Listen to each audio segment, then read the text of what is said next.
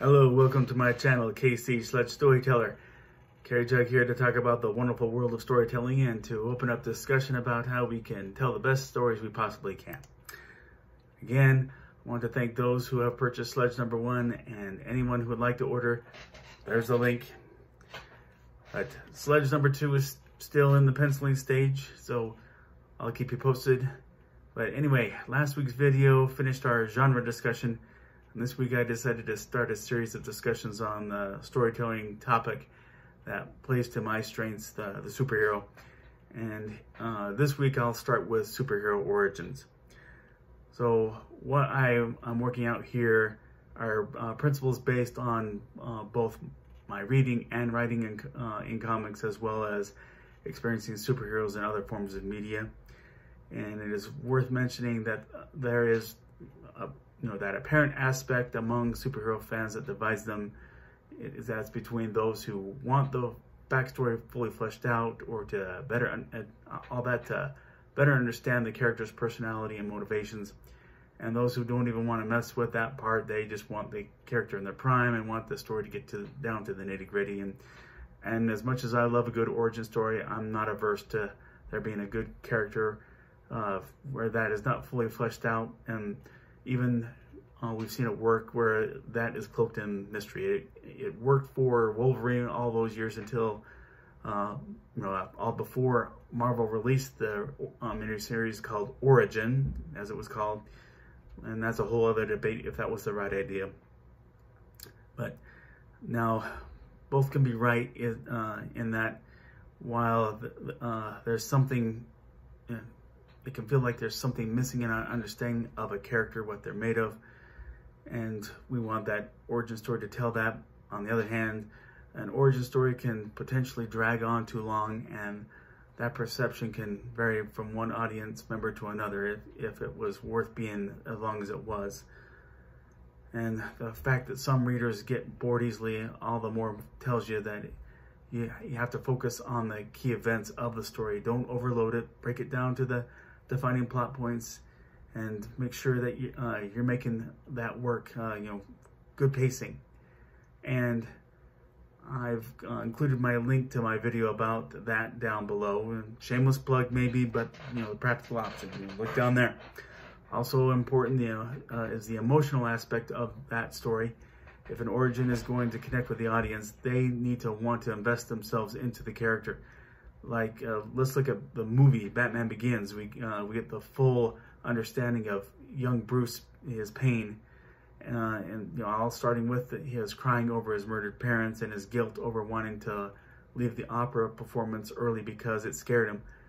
All that leading to their meeting Joe Chill in a dark alley, who shot his parents.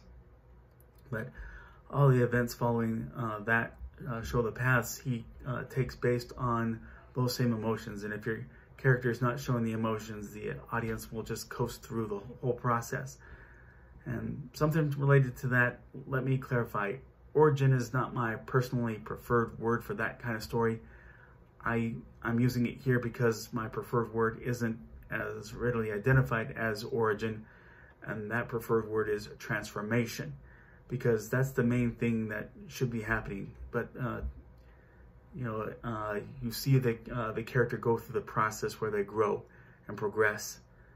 But arguably it's the easiest way to give a character an arc, and that transformation, it carries the key aspects with superheroes. How they gain or develop their special abilities, and also how they develop their motives toward that heroic agenda.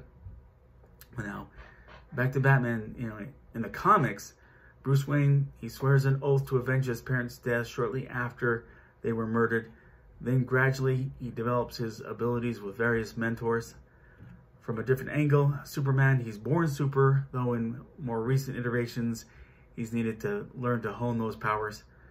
But it's his learning from Mom, Pa Kent, about morals and values that brings him to an understanding of being generous to everyone with what you have, and to use what gifts you have to do good.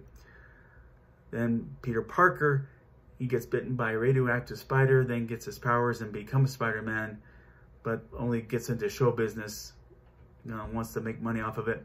And it's not until after his Uncle Ben is murdered by a crook who he could have stopped before that he chooses to bring social responsibility to the use of those powers.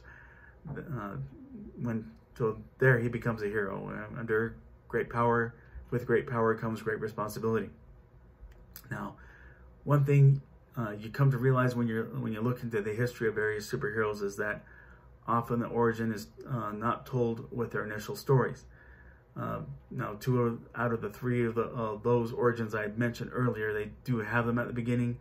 Superman's debut issue, Action Comics #1, told the story of his getting launched from Krypton just before it blew up when he was a baby. All that in just the first 2 pages. And with Spider-Man, it all started with Amazing Adult Fantasy #15, where the first few pages showed him getting his spider bite, discovering his powers, and putting on the red and blue suit.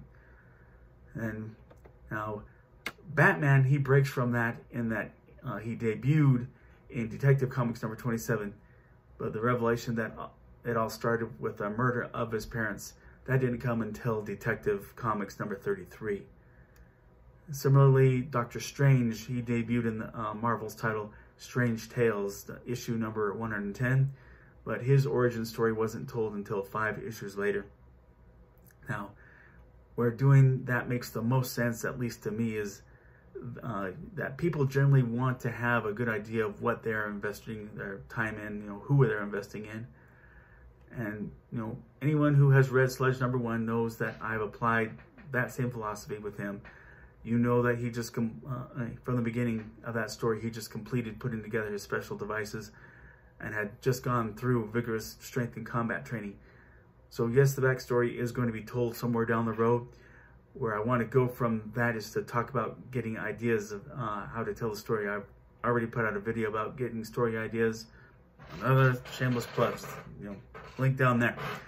But what seems to be getting old now is the superhero who was motivated to action after losing a relative or loved one. That's Batman, Robin, Spider-Man, Punisher, Iron Man, several of the X-Men, and on and on. And on the other hand, it's not with everybody. Captain America, Wonder Woman, Thor, those are examples where that didn't play a part in their development. But still, I feel the need to discourage, they're losing a loved one as part of their development because it's become too predominant. And I wouldn't be angry if anybody proved me wrong on that, with what they've come up with. Now, there is just a little... when it comes to Sledge, there is a little bit of Batman influence in putting together the story of Sledge's physical training with the mentor-pupil relationship involved there. I do believe I have a good, unique spin on that. But one other thing I will say was an influence on me, Disney's Aladdin. And I'm not going into real details of what that's all about at this point. I want things to develop and don't want to spoil anything.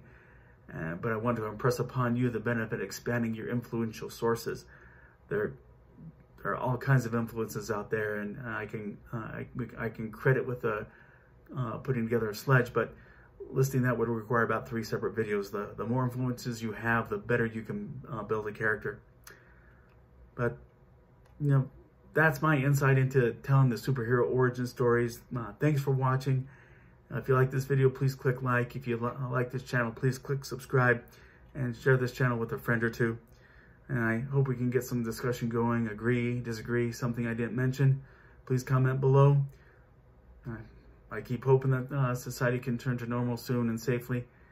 Let's remain mindful of our habits, wash our hands, avoid touching our faces, keep our distance, wear masks in public, and stay home whenever ill. But that's all for now. And again, thank you for watching, and everybody, bye-bye.